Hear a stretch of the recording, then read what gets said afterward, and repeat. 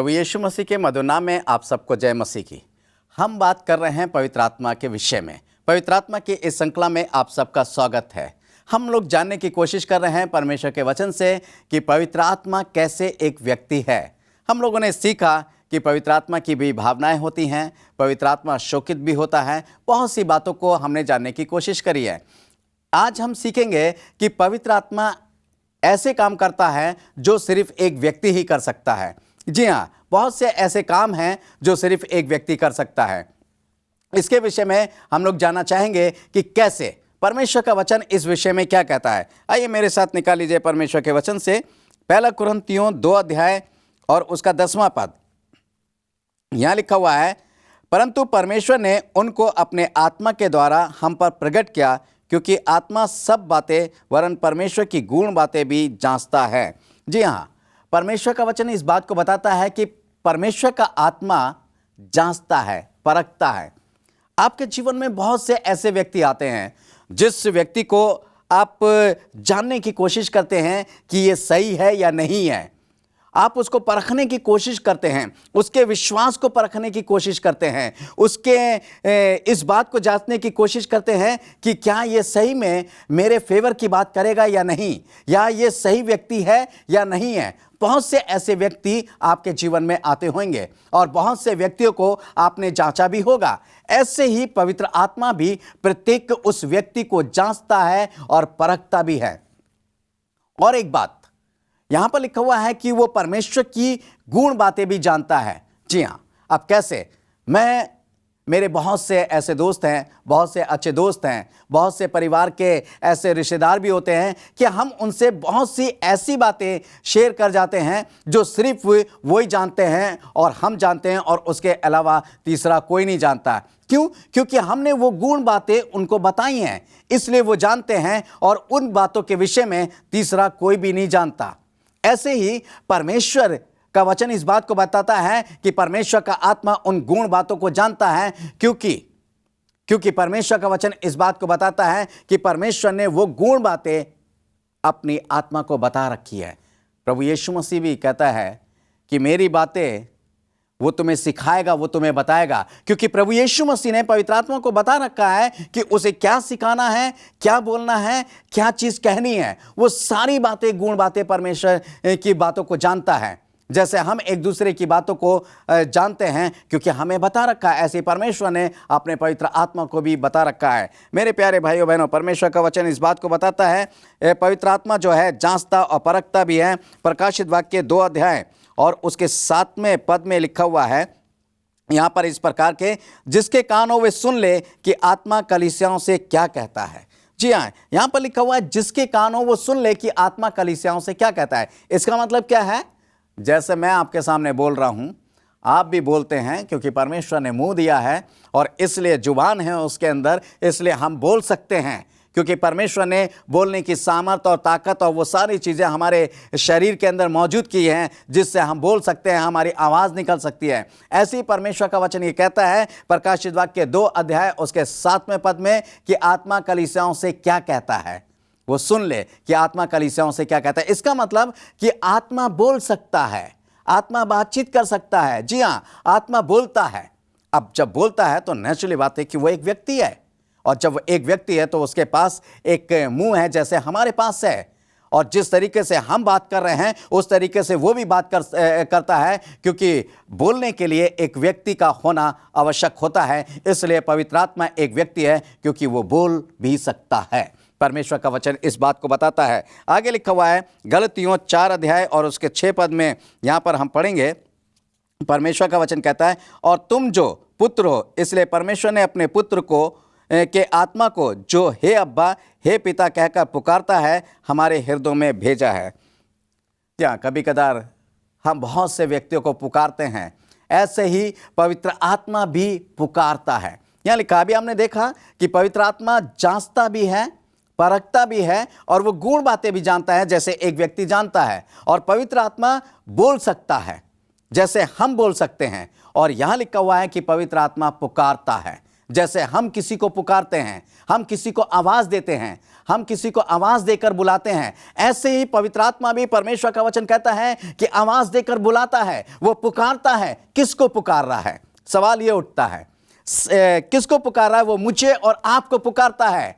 परमेश्वर के नजदीक आने के लिए वो मुझे और आपको पुकारता है, उस राज्य में ले जाने के लिए वो आवाज देता है, और वो आवाज देकर पुकारता है, वो नाम लेकर पुकारता है, मेरा और आपका। मेरे प्यारे भाइयों बहनों, परमेश्वर का वचन इब्रानियों 3 अध्याय उसके 15वां पद में एक बात लिखी हुई है जो मैं आपको बताना चाहता हूं। यदि आज तुम उसकी आवाज को सुनो तो अपने मनों को कठोर ना करो, जैसे बीते हुए दिनों में हमारे बाप दादाओं ने किया था।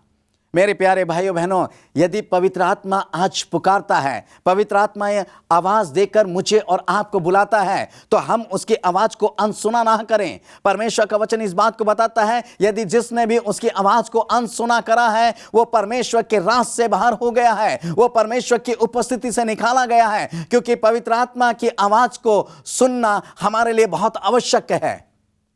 यदि हम उसकी आवाज को, उसकी पुकार को नहीं सुनते हैं और उसकी पुकार को अनसुना कर देते हैं, आप किसी को आवाज़ दें और आपकी आवाज़ वो सुन रहा हो, आपकी वो आपसे ज़्यादा दूर भी नहीं है, आपकी आवाज़ उसके कानों तक पहुंच रही है, यदि वो व्यक्ति आपकी आवाज़ को ना सुने, यदि वो आपके पुकारने को इग्नोर कर दे, यदि वो आपके पुकारने को ना सुने, तो आपको कैसा महसूस होगा? ऐसे ही पवित्र आत्मा को महसूस होता है। यदि हम उसकी आवाज़ को नहीं सुनते हैं, यदि हम उसकी पुकार को नहीं सुनते हैं, वो आज भी पुकार रहा है, हे मेरे बेटे, हे मेरी बेटियों, क्यों भटक रहे हो? क्यों नहीं परमेश्वर के पास आ जाते हो? वो आज भी आवाज़ दे देकर हर एक जन को परमेश्वर के पास बुलाना चाहता है।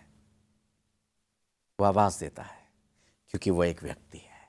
आइए आगे देखते हैं परमेश्वर का वचन क्या कहता है। यहाँ पर लिखा हुआ है, परमेश्वर का वचन कहता है रोमियो और उसका 8 अध्याय और उसके 26 पद में, यहाँ पर इस प्रकार से लिखा हुआ है, इस रीति से आत्मा भी हमारी दुर्बलताओं में सहायता करता है, क्योंकि हम नहीं जानते कि प्रार्थना किस रीति से करना चाहिए, परंतु आत्मा आप ही ऐसी आहें भर भर कर जो बयान से बाहर है हमारे लिए विनती करता है। यहाँ पर लिखा हुआ है परमेश्वर का आत्मा, यहाँ पर 2 बातें हैं यहाँ पर। एक तो ये है कि वो दुर्बलताओं में हमारी सहायता करता है, और दूसरी बात यह है कि वह हमारे लिए विनती करता है। ये आपने देखा होगा कि कभी कदार आपके कोई भी बहुत से दोस्त या रिश्तेदारों में, या जो आपका प्रियजन व्यक्ति है, वो अगर कोई परेशानी में, कोई मुसीबत में या किसी टेंशन में फंस जाता है, तो आप क्या करते हैं? अगर आप इस काबिल हैं तो आप उसकी सहायता करने के लिए दौड़ते हैं, आप उस व्यक्ति की सहायता करते हैं। क्यों? क्योंकि वो आप उससे प्रेम करते हैं, क्योंकि आप उसके मित्र हैं, आप उसके अजीज़ हैं, या वो आपका अजीज़ है, इसलिए आप उसकी सहायता करने के लिए दौड़ते हैं। ऐसे ही जब हम अपनी दुर्बलताओं में, अपनी कमजोरियों में, अपने परेशानियों में, अपनी टेंशन में होते हैं, तो पवित्र आत्मा एक व्यक्ति की तरह दौड़ा चला आता है हमारी दुर्बलताओं में हमें सहायता देने के लिए, हमें उस दुर्बलता से, उस परेशानी से, उस मुसीबत से निकालने के लिए, जैसे हम किसी के अपने प्रियजन के लिए दौड़े चले जाते हैं। मेरे प्यारे भाइयों बहनों, ऐसे बिल्कुल ठीक इसी तरीके से पवित्र आत्मा भी दौड़ा चला आता है, क्योंकि वो एक व्यक्ति है। और दूसरी बात, जब हम देखते हैं कि हमारे यहाँ कोई भी हमारा प्रियजन जिसको हम प्यार करते हैं, वो अगर कोई परेशानी में है, कोई दुख में है, कोई मुसीबत में है, और जब हम प्रार्थना करने बैठते हैं तो निश्चय ही हम उस व्यक्ति के लिए भी प्रार्थना करते हैं जिसको हम प्यार करते हैं या जो हमारे बहुत करीब है। ऐसे ही पवित्र आत्मा भी हमारे और आपके लिए परमेश्वर से विनती करता है, और वो आहें भर भर कर विनती करता है कि हे मेरे परमेश्वर, तूने मुझे इनका सहायक बनाया है, तूने मुझे इनके बीच में रखा है, तूने अपनी मेरी छाप इनके जीवन के ऊपर लगाई है, तो हे मेरे परमेश्वर तू इन्हें बचा ले। जैसे एक व्यक्ति विनती करता है, जैसे एक व्यक्ति परमेश्वर के आगे गिड़गिड़ाता है, जैसे एक व्यक्ति परमेश्वर के आगे रोता है, ऐसे ही पवित्र आत्मा भी परमेश्वर के आगे विनती करता है, आहें भर भर के करता है, यानी रोता गिड़गिड़ाता है परमेश्वर के आगे, क्योंकि वो एक व्यक्ति है। ये प्रूफ होता है इस बात से कि वो एक व्यक्ति है। आइए देखते हैं परमेश्वर का वचन आगे लिखा हुआ है, यूहन्ना की इंजील उसका 15वां अध्याय और उसके 26 पद में। यहाँ पर इस प्रकार से लिखा हुआ है, यूहन्ना की इंजील उसका 15वां अध्याय और उसके 26 पद में, परंतु जब वह सहायक आएगा जिसे मैं तुम्हारे पास पिता की ओर से भेजूंगा, अर्थात सत्य का आत्मा जो पिता की ओर से निकलता है, वह मेरी गवाही देगा। जी हाँ, परमेश्वर का वचन ये कहता है कि वो गवाही देता है। किसकी गवाही दे रहा है? परमेश्वर की। प्रभु यीशु मसीह ने मेरे और आपके लिए भी कहा है। मेरे और आपके लिए प्रभु यीशु मसीह ने क्या कहा है? कि तुम दुनिया के छोर तक मेरे गवाह होगे। हम तो गवाही देते नहीं हैं, मगर वो गवाही देता है। और परमेश्वर का वचन ये बताता है, प्रभु यीशु मसीह इस बात को कहता है कि वो मेरा गवाह होगा और मेरी गवाही देगा। जी हाँ, गवाही कौन देता है? एक व्यक्ति दे सकता है। पवित्र आत्मा एक व्यक्ति है, इसलिए वो गवाही भी देता है। मैं और आप जैसे इंसान हैं और इंसान होकर, एक व्यक्ति होकर हम एक दूसरे की गवाही देते हैं। आपने बहुत सी गवाहियां दी होंगी, आपने देखा होगा बहुत से लोग जब मुकदमा चलता है तो मुकदमे में बहुत से गवाहें आपने देखे होंगे, झूठे भी होते हैं और सच्चे भी होते हैं, और वहाँ पर झूठे और सच्चे सबकी गवाही होती है। परंतु यहाँ पर जो गवाही दे रहा है वो झूठा नहीं है, वो सिर्फ सच्चा है और वो पवित्र आत्मा है। ऐसे ही मेरे प्यारे भाइयों बहनों, मैं और आप भी परमेश्वर की गवाही दें। जैसे एक व्यक्ति के रूप में पवित्र आत्मा गवाही देता है।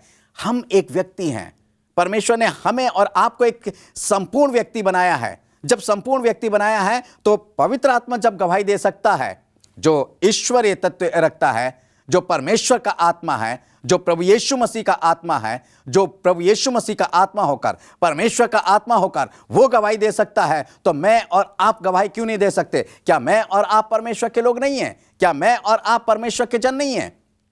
क्या मुझ में और आप में परमेश्वर का आत्मा नहीं है? तो फिर हम गवाही देने से क्यों चूक जाते हैं? क्या हम एक व्यक्ति नहीं है? क्या पवित्र आत्मा ही एक व्यक्ति है? पवित्र आत्मा एक व्यक्ति होकर अपने कार्य को पूरा करता है। हम एक व्यक्ति होकर अपने कार्य को पूरा क्यों नहीं करते हैं जो परमेश्वर के प्रति हमारा होना चाहिए, जो परमेश्वर के प्रति हमारे कर्तव्य होने चाहिए? हम भी एक व्यक्ति हैं। तो मेरे प्यारे भाइयों बहनों, आइए पवित्र आत्मा के साथ मिलकर हम परमेश्वर की गवाही दें। पवित्र आत्मा के साथ मिलकर, दोनों लोग मिलकर, मैं, आप और पवित्र आत्मा, हम सब मिलकर पवित्र आत्मा के साथ मिलकर परमेश्वर की गवाही दें, प्रभु यीशु मसीह की गवाही दें, अपने जीवन में किए गए प्रभु यीशु मसीह के उन कार्यों की गवाही दें, उन आश्चर्य कर्म और उन आश्चर्यचकित, अचंभित कर देने वाले कामों की गवाही दें, ताकि हम प्रभु यीशु मसीह के आने तक एक सच्चे गवाह बन जाएं। और एक सच्चा गवाह परमेश्वर के राज्य में होगा। मेरे प्यारे भाइयों बहनों, जब हम एक सच्चा गवाह बन जाते हैं, क्योंकि हमारे पास, हम सच्चा गवाह बनने के लिए हमें किसी के बात की ज़रूरत नहीं, क्योंकि हमारे पास ऑलरेडी एक सच्चा गवाह है। और वो सच्चा गवाह कौन है? एक व्यक्ति के रूप में पवित्र आत्मा है, जो हमें भी सच्चा बनाता है और वो खुद भी सच्चा है। तो आइए उस सत्य के गवाह के साथ, यानी पवित्र आत्मा के साथ मिलकर उस सच्चाई की गवाही दे सके जो प्रभु यीशु मसीह है, प्रभु यीशु मसीह का वचन है। उसके साथ मिलकर आइए देखते हैं परमेश्वर का वचन और इस पवित्र आत्मा के विषय में और क्या प्रूफ करता है कि वो एक आत्मा है। यूहन्ना की इंजील उसका 14 अध्याय और उसके 26 पद में यहाँ पर इस प्रकार से लिखा हुआ है, परंतु सहायक अर्थात पवित्र आत्मा जिसे पिता मेरे नाम से भेजेगा, वे तुम्हें सब बातें सिखाएगा और जो कुछ मैंने तुमसे कहा है वे सब तुम्हें स्मरण कराएगा। यहाँ पर परमेश्वर का वचन कहता है कि पवित्र आत्मा क्या करेगा? सब बातें सिखाएगा। सिखाने का मतलब शिक्षा देगा। एक शिक्षक के रूप में वह हमारा काम करता है। वो एक प्रभु यीशु मसीह के वचन से जो हम नहीं जानते हैं या जिनके बारे में हमें नहीं पता है, या बहुत सी बातें परमेश्वर के वचन में हम नहीं जान पाते हैं, पवित्र आत्मा हमें सिखाता है। कैसे? एक टीचर की तरह। आपको भी किसी टीचर ने पढ़ाया होगा, या आपको कोई टीचर पढ़ाने आता होगा, या आप स्कूल जाते होंगे तो बहुत से टीचर आपको पढ़ाते होंगे। आप एहसास करिएगा, जब कोई टीचर आपको पढ़ाए, तब आप जब क्लासरूम में जाएं और टीचर सामने खड़ा हो और आपको पढ़ा रहा हो, आपका सब्जेक्ट कोई प्यारा सब्जेक्ट हो, या वो सब्जेक्ट जिस सब्जेक्ट को के बारे में आप बहुत उत्सुक होते हैं जानने के लिए, परंतु जान नहीं पाते हैं, आप उस टीचर के रूप में देखिएगा कि पवित्र आत्मा खड़ा हुआ है। और पवित्र आत्मा एक व्यक्ति के रूप में खड़ा होकर परमेश्वर की उन बातों को सिखा रहा है। वो एक शिक्षा दे रहा है, परमेश्वर के वचन की शिक्षा दे रहा है, हमें उस मार्ग की शिक्षा दे रहा है जिस मार्ग पर हमें चलना चाहिए। हमें प्रभु यीशु मसीह के राज की शिक्षा दे रहा है, हमें उस सुसमाचार की शिक्षा दे रहा है जिससे हर एक का जीवन बदलता है। हमें उस नए राज की शिक्षा दे रहा है, हमें प्रभु यीशु मसीह के आने की शिक्षा दे रहा है, हमें प्रभु यीशु मसीह के आने से पहले हमें कैसे अपने आप को तैयारी करना है उसकी शिक्षा दे रहा है। जब आप एहसास करेंगे कि आपके टीचर के रूप में पवित्र आत्मा खड़ा हुआ है, तो आप कहोगे कि हाँ, हमें ये भी जानना चाहिए, हमें इस शिक्षक से भी शिक्षा लेनी चाहिए। वो टीचर जो खड़ा है वो संसारिक है और संसार की शिक्षा दे रहा है। संसार की शिक्षा प्राप्त करके आप बहुत ऊंचे पद पर पहुंच सकते हैं। बहुत से ऊंचे पद पर पहुंचने के बाद आप अच्छा पैसा कमा सकते हैं, अच्छी स्थिति में आ सकते हैं, अच्छे पोजीशन वाले हो सकते हैं, सब कुछ हो सकते हैं। परंतु पवित्र आत्मा जिस शिक्षा को देता है उस शिक्षा से हमारी आत्मिक उन्नति होती है, और जब हमारी आत्मिक उन्नति होती है तो हमारा पद भी बढ़ता है। परमेश्वर का वचन कहता है कि जब हम परमेश्वर के आत्मिक शिक्षा में बढ़ते हैं, जब हमारी आत्मिक जीवन की ग्रोथ होती है, जब हम आत्मिक जीवन में बहुत बढ़ने लगते हैं, तब परमेश्वर, जब प्रभु यीशु मसीह आएगा और हम उसकी शिक्षा में बने रहेंगे, तो दो बातें होती हैं। प्रभु यीशु मसीह कहता है यूहन्ना 8 और उसके 31 पद में, यदि तुम मेरे वचन में बने रहोगे तो मेरे चेले ठहरोगे। जी हाँ, हम उसके वचन में बने रहते हैं तो उसके चेले ठहरते हैं, पहली बात। और दूसरी बात, जब हम परमेश्वर के राज्य में वास करेंगे तो पतरस अपनी पत्री में लिखता है कि हम याजकों का समाज हैं। हम याजकों का समाज लिखा है। परमेश्वर का वचन ये कहता है कि हम पवित्र प्रजा और याजकों का समाज हैं। जब हम याजकों का समाज बनने जा रहे हैं तो एक याजक पद, मेरे प्यारे भाइयों बहनों, कोई छोटा मोटा नहीं होता है, बहुत बड़ा होता है। परंतु आज इस संसार में पद पाने के लिए हम ये एजुकेशन को प्राप्त करते हैं। अच्छी बात है, मैं उसको बुरा नहीं कह रहा हूं। आप एजुकेशन को प्राप्त कर सकते हैं। आप जितनी भी एजुकेशन आप प्राप्त कर रहे हैं, अच्छी बात है कि आपकी उन्नति हो रही है और आप एक अच्छी पोस्ट पर जा रहे हैं। इससे भी परमेश्वर की महिमा हो सकती है, आप परमेश्वर की महिमा कर सकते हैं। आप जिस एजुकेशन को प्राप्त करके जिस पोस्ट पर, जिस पद पर बैठे हुए हैं, आप उसके माध्यम से भी परमेश्वर की महिमा कर सकते हैं। परंतु यहाँ पर हम बात कर रहे हैं कि पवित्र आत्मा जो एक व्यक्ति के रूप में मुझे और आपको शिक्षा देता है, क्या हम उससे शिक्षा प्राप्त कर रहे हैं? यदि मैं और आप उससे शिक्षा नहीं प्राप्त कर रहे हैं तो मेरे प्यारे भाइयों बहनों, बेकार है। आप इस संसार में, मैं और आप इस संसार में कितने वर्ष तक हैं? 70 वर्ष, 80 वर्ष, या मान लीजिए 100 वर्ष तक। उसके बाद फिर क्या होगा? उसके बाद परमेश्वर के इस आत्मा की शिक्षा जो है हमें उस पद तक पहुंचाती है जो हमें याजक बनाती है, और वह है परमेश्वर के राज्य में जाने पर। जब हम परमेश्वर के राज में जाते हैं तो एक पद लेकर जाते हैं। यदि हमने पवित्र आत्मा से शिक्षा पाई है तो मेरे प्यारे भाइयों बहनों, आइए पवित्र आत्मा को अपना शिक्षक बना लें, पवित्र आत्मा को अपने शिक्षक के रूप में ग्रहण कर लें, और पवित्र आत्मा के चरणों में बैठकर, जैसे हम अपने क्लासरूम में बैठकर ध्यान से अपने टीचर की उन हर बातों को सुनते हैं जो वो बताना चाहता है। क्यों? क्योंकि उसके अंदर माँ बाप ने बहुत सा पैसा लगाया है, क्योंकि वह हमारी जिम्मेवारी है, क्योंकि वो हमारी पोजीशन को बढ़ाती है, इसलिए हम उसकी बातों पे ध्यान लगाते हैं, इसलिए हम उसकी बातों पे करते हैं। एक तो वो बातें हमें सिखा रही हैं, उस सिखाने के लिए हम उनको पैसा भी दे रहे हैं, समय भी दे रहे हैं। परंतु यहाँ पवित्र आत्मा से सीखने के लिए किसी पैसे के देने की आवश्यकता की ज़रूरत नहीं है, हाँ, समय देने की आवश्यकता है। तो मेरे प्यारे भाइयों बहनों, अपने जीवन में से, अपने रोज के दिनचर्या में से थोड़ा सा समय उस पवित्र आत्मा के लिए निकालने जो शिक्षक के रूप में मुझे और आपको शिक्षा देने के लिए तैयार है, ताकि उसकी शिक्षा पाकर हम परमेश्वर के राज के वारिस हो सकें, ताकि उसकी शिक्षा पाकर भी हम परमेश्वर के राज में उस पद को प्राप्त कर सकें जो उसकी शिक्षा के द्वारा हमें प्राप्त होना चाहिए। मेरे प्यारे भाइयों बहनों, आइए देखते हैं परमेश्वर का वचन क्या कहता है। प्रेरितों के काम उसका 16 अध्याय उसका 6 और 7 पद है। यहाँ लिखा हुआ है, और वे फुर्गिया और गलतिया देशों में से होकर गए, और पवित्र आत्मा ने उन्हें एशिया में वचन सुनाने से मना कर किया, और उन्होंने मूसिया के निकट पहुंचकर बितूनिया में जाना चाहा, परंतु यीशु के आत्मा ने उन्हें जाने ना दिया। ठीक है, यहाँ पर लिखा हुआ परमेश्वर का वचन कह रहा है कि एक तो उन्हें वचन सुनाने के लिए उन्हें मना किया, और दूसरा उन्हें जाने से रोका। दो बातें हैं यहाँ पर। अब ये दो व्यक्ति, अब आप बहुत से काम करने के लिए किसी व्यक्ति को मना करोगे कि आप ये काम मत करना, या कोई व्यक्ति कहीं जा रहा होगा, या आपका कोई भी प्रियजन या आपकी सहेली या आपका दोस्त जा रहा होगा, आपको कहे अरे वहाँ मत जाओ, वहाँ जाना ठीक नहीं है, वहाँ मत जाओ। ऐसे ही पवित्र आत्मा भी एक व्यक्ति की तरह हुक्म देता है कि वहाँ मत जाओ। क्यों? क्योंकि वो एक व्यक्ति है, वो उन्हें जाने से रोकता है, वो उन्हें संदेश सुनाने से रोकता है कि यहाँ पर ये बातें मत करो। ये एक व्यक्ति के रूप में, इससे पता चलता है पवित्र आत्मा के व्यक्ति का निखार पता चलता है कि पवित्र आत्मा एक व्यक्ति है, एक व्यक्ति के रूप में कार्य करता है, एक व्यक्ति के रूप में सारी बातें सोचता और समझता और बोलता है, एक व्यक्ति के रूप में, क्योंकि वो एक व्यक्ति है। और यहाँ पर परमेश्वर का वचन एक पद में और पढ़ना चाहूँगा, प्रेरितों के काम और उसका 13 अध्याय और उसके 2 पद में यहाँ पर एक बड़ी उत्तम बात लिखी हुई है। जब वे उपवास सहित प्रभु की उपासना कर रहे थे तो पवित्र आत्मा ने कहा, मेरे निमित्त बरनबास और शाऊल को उस काम के लिए अलग करो जिसके लिए मैंने उन्हें बुलाया है। जी हाँ, पवित्र आत्मा कार्य करने के लिए बुलाता है किसी को भी। हम मान लीजिए अगर हम किसी को काम करने के लिए बुला रहे हैं, हमारे घर में कोई काम है या कोई भी काम हमारे जीवन में है, हम कहते हैं हे मेरी बहन, हे मेरे भाई या मेरे दोस्त, जरा आजा मेरे साथ ये काम कर ले। पवित्र आत्मा ऐसे ही बुलाता है, क्योंकि वो एक व्यक्ति है, जैसे एक व्यक्ति की तरह हम बुलाते हैं ऐसे ही वो भी बुलाता है कि आके उस कार्य को कर लो।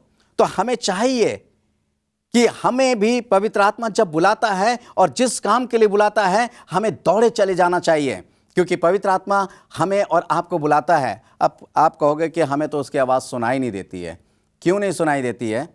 अगर आप यशायाह उसका 59 अध्याय उसका 1-2 पद पढ़ेंगे, वहाँ पर लिखा हुआ है कि परमेश्वर का हाथ ऐसा छोटा नहीं हो गया कि वो तुम्हारा उद्धार ना कर सके, या वो ऐसा बहरा नहीं हो गया कि सुन ना सके, परंतु हमारे अधर्म के कामों ने हमें हमारे परमेश्वर से अलग कर दिया है। जी हाँ, जब परमेश्वर से हम अलग हो गए हैं तो पवित्र आत्मा, जो परमेश्वर का आत्मा है, वो भी हमसे बात नहीं करता। क्यों? क्योंकि पाप का स्वभाव, पाप जो है हमारे और पवित्र आत्मा के बीच में आ गया है। पाप हमारे और पवित्र आत्मा के बीच में समा गया है, एक पहाड़ के समान खड़ा हुआ है। मान लीजिए पहाड़ी के इस पार मैं हूं और पहाड़ी के उस पार आप हैं। आप मुझे नहीं देख सकते, मैं आपको नहीं देख सकता, परंतु दोनों जो हैं आमने सामने हैं। परंतु कारण क्या है कि हम क्यों नहीं देख सकते? क्योंकि पहाड़ी बीच में है। बिल्कुल ठीक इसी तरीके से मेरे और आपके बीच में पवित्र आत्मा के बीच में, मेरे और पवित्र आत्मा के बीच में, आपके और पवित्र आत्मा के बीच में पाप का पहाड़ जो है वो खड़ा हुआ है। इसलिए पवित्र आत्मा जो है इस पाप रूपी पहाड़ को फांद कर इधर नहीं आ सकता है और हम उसको देख नहीं सकते। क्यों? क्योंकि पाप रूपी, पाप जो है, बुराई जो है वो बीच में है। जब हम इस बुराई को हटा देते हैं तो देखते हैं कि आमने सामने हम खड़े हुए हैं। पवित्र आत्मा हमारे सामने है, हम पवित्र आत्मा के सामने हैं। तो मेरे प्यारे भाइयों बहनों, पवित्र आत्मा बुलाता है, पुकारता है ताकि हम उसकी आवाज़ को सुनें और उसको ग्रहण करें। आइए मेरे प्यारे भाइयों बहनों, पवित्र आत्मा को ग्रहण करें। आइए प्रार्थना करेंगे। स्वर्ग और पृथ्वी के सृष्टिकर्ता परमेश्वर यहोवा, एक बार फिर से आपके अनुग्रह के सिंहासन के पास आते हैं और चाहते हैं प्यारे प्रभु जी, हम तेरी आत्मा की पुकार को सुने। हमने ये सीख लिया है कि पवित्र आत्मा एक व्यक्ति है प्यारे प्रभु जी, और वो एक व्यक्ति की तरह कार्य हमारे जीवन में करता है। प्यारे प्रभु जी, जैसे हम अपने जीवन में संसारिक व्यक्तियों को शोकित और दुखित नहीं करना चाहते हैं जो हमारे प्रियजन हैं, ऐसे अपनी सामर्थ, अपना अनुग्रह, अपनी करुणा हम पर दें ताकि हम तेरे पवित्र आत्मा को भी दुखी ना करें प्यारे प्रभु। उसके साथ मिलकर तेरी महिमा कर सकें, तेरे पिता परमेश्वर उसके साथ मिलकर तेरे राज के वारिस हो सके, चल सके प्यारे प्रभु जी। हम तेरी महिमा कर सके, अपने पवित्र आत्मा का अभिषेक हम पर बना। पिता परमेश्वर अपनी सामर्थ और शक्ति दे। ये प्रार्थना धन्यवाद के साथ प्रभु यीशु मसीह नासरी के नाम से मांगते हैं, आमीन और आमीन।